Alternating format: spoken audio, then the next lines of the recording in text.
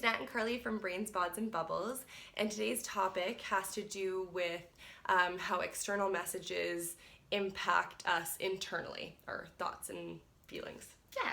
So, I mean, for anyone who's taken an introduction to psych course, you've probably heard of cognitive behavioral therapy, and that's essentially the idea behind it, is that external messages really impact our internal thoughts and the messages we send ourselves, right? And typically, well, they're not all bad, but we all have a lot of automatic thoughts and messages to ourselves that aren't really helpful, and that can actually create a lot of problems for ourselves in terms of shame, guilt, self-doubt, lack of confidence, all these things. Yes. Not all are bad. No doom and gloom here, but that's kind of what we wanted to focus on today, because I think it really impacts. Nadia and I were talking about how it really impacts a lot of our clients and ourselves as well. Yes, and I don't know if you see this a lot with your clients, but I've definitely noticed for myself, I can not maybe focus on the negative more, but it impacts me. So I've heard this from a lot of people that you can get like 9 out of 10 compliments or like lovely wishes, and then you get that 1 out of 10 that's like a negative message, and that one sticks with you. So I have trouble with that, like hanging on to even though the majority is positive, you let that one kind of spiral you down. And from a teacher, I once told her when I was dealing with self-doubt, as I do now, right? Like we're always a work in progress. But she had a concept that she told me. She said, "You're buying their lie," and I was like, "What do you mean?" And she's like, "Along the way, someone told you weren't good enough at X, and you believed them. You bought their lie." And you don't need to. They were lying to you. They don't know you or your passion or yourself. So it sounds kind of cheesy, but really being true to yourself. So I know we all have something, whether it's like a skill, usually like sports or music. A lot of times we just like naturally say like, "Oh, I'm not good at that." Yeah.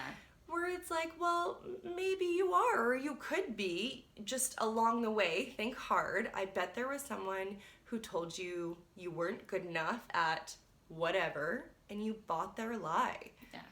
Oh, definitely. So, and I mean, I've talked to tons of people, and it's like you said, usually a skill or something like that, but it can be like anything. Like I've heard people, I'm not good at conversation. I'm not good at small talk. I'm not good at whatever. But it's like, but you're talking to me right now, and I think you're lovely at it, right? But it's almost you hear one thing, you might not even recognize it in the moment. It could be a little nugget, it was like a side comment or whatever that everyone brushed past, no big deal.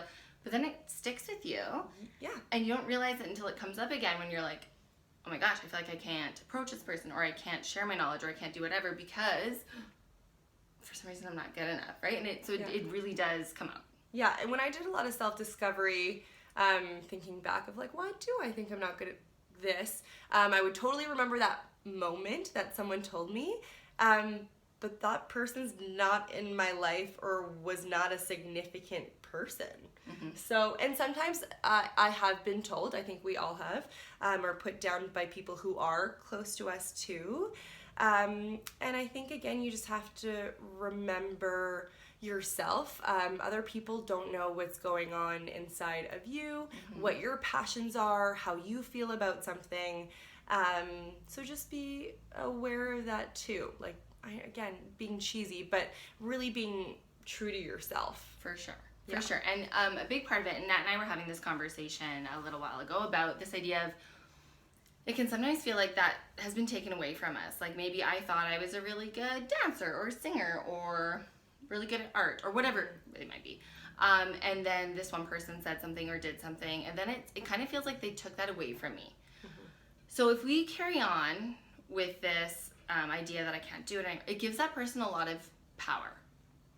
So like it's kind of like we can take that power back, right? We can reclaim that and be like, you don't get to dictate what I think I'm good at or what I try, right? Because what if I'm too nervous to try running a race because at some point somebody told me, oh, you're too slow, right? So, but it's like if we keep that with us, we're giving them a lot of power and control over our lives that we can just take back by being like, yeah, well, I might be slow, but also maybe I'm not, and also maybe it doesn't matter.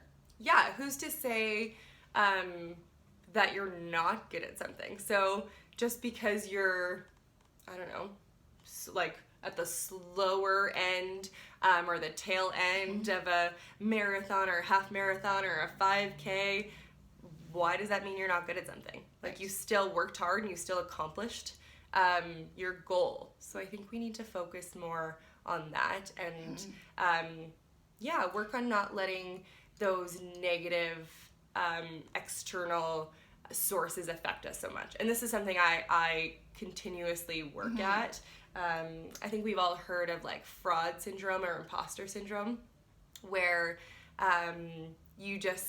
it's usually has to do with work, where people admit, are like, when are they going to find out that I don't belong here?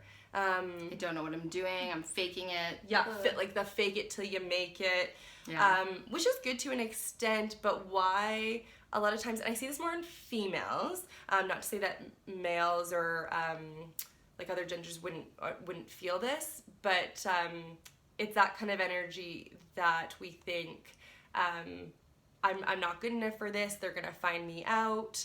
I'm not going to try for something because I don't think I'm as qualified. And so there's a couple things here. So the big part of it is that we get these messages, they start to form our narrative, right? So somebody told me, I'll never be a swimmer because I couldn't pass level red or whatever it was. It used to be colors. I don't know if it's still colors. Irrelevant. So then I keep thinking, oh, well, I'm not going to do this because I'm not good at it. And every time I hear a message that kind of aligns with that thought, it builds my narrative even stronger. Oh, I really am not a good swimmer. I really shouldn't bother doing this. I'm embarrassed to swim in front of people or whatever it might be. And it just builds and builds and builds. And that becomes our dominant narrative that really can run our lives and create a lot of shame, a lot of embarrassment, and prevent us from doing some things that maybe we want to do or would be really cool to do, but we don't. And I think that can get in the way in so many ways. And I mean, swimming was just an example I pulled out of the air, but it could be anything, right? So I think the idea is we need to kind of start reauthoring our story or building an alternate narrative, which comes from narrative therapy, for those of you who know about that. But it's really about, okay, well, what about the time that I treaded water for 5 minutes, or the time that I jumped in the water to catch the beach ball, or whatever it is, right? There's these exceptions to the rule, or the time where maybe I felt really embarrassed at work because I felt like I didn't know what I was doing, but then all of a sudden my boss came and said, hey, you did really well at that, or I taught somebody something they didn't know, and they're like, wow, that's so cool, thank you for sharing that. Like, it really, these are the gems or the exceptions to the rule, where we can actually, if we can start pulling those out, then we start reauthoring our story and building our new narrative, where we can do things and we don't need to.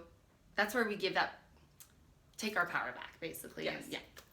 Yes. And this is hard because I know a lot of people don't find time for journaling, and I'm the same. Like, it is hard for me to journal, but one of the practices that I have is that if I had every day, I'll like a gratitude journal. I'll write what I'm grateful for, but also something that I did great. I won't write the negative, but maybe it was a compliment.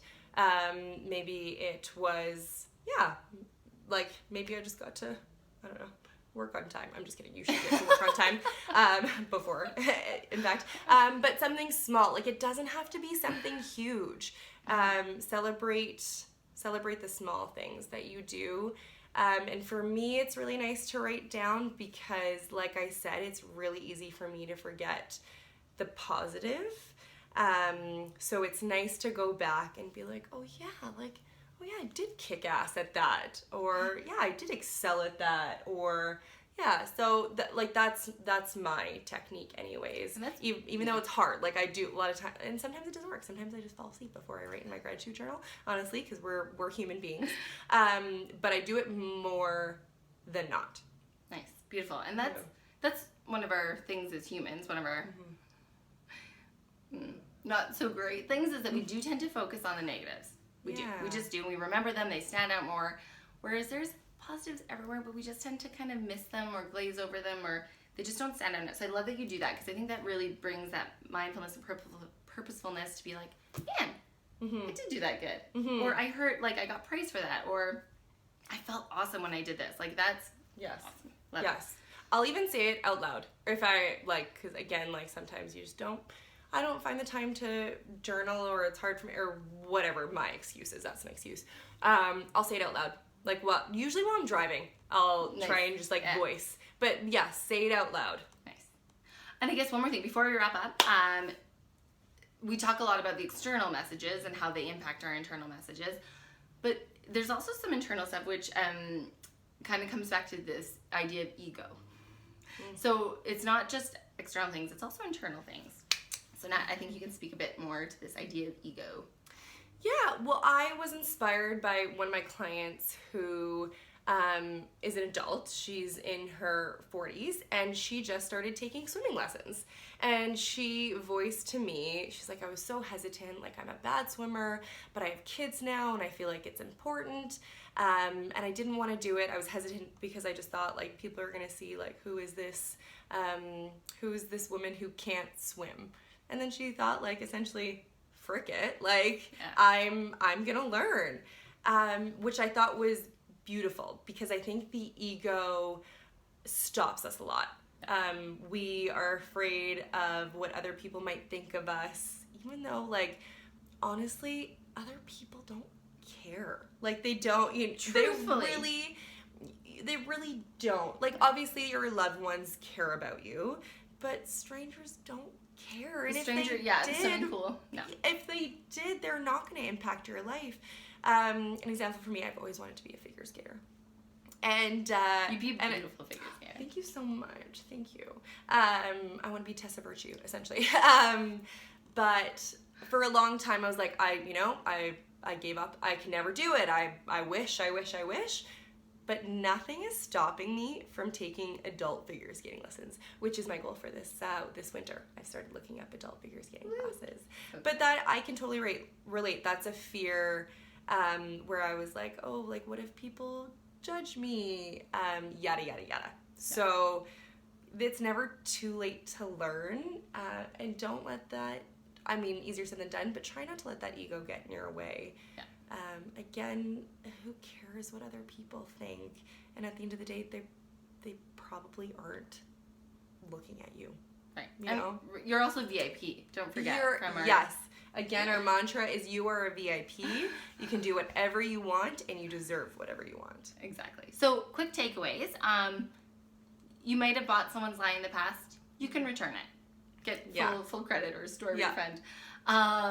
Really reauthoring your dominant story at this point to create a new one, right? So looking for the exceptions, looking for the time you did do that well, or the time you felt really good about that, or the time where somebody else was like, man, that's right? So totally finding those moments, reauthoring your story, challenging your own ego, and challenging your automatic thoughts that say, don't do it, you can't do it, you're silly, you're stupid, you're not good enough, all these lovely messages, just that we all have. Yeah. That we all have. 100%. Yeah. But totally again, find what works for you. Is it journaling? Is it voicing it out loud? Is it talking to a therapist? There are a lot of different methods. So see what works best for you. Yeah. And in the meantime, cheers. Cheers. You're a VIP.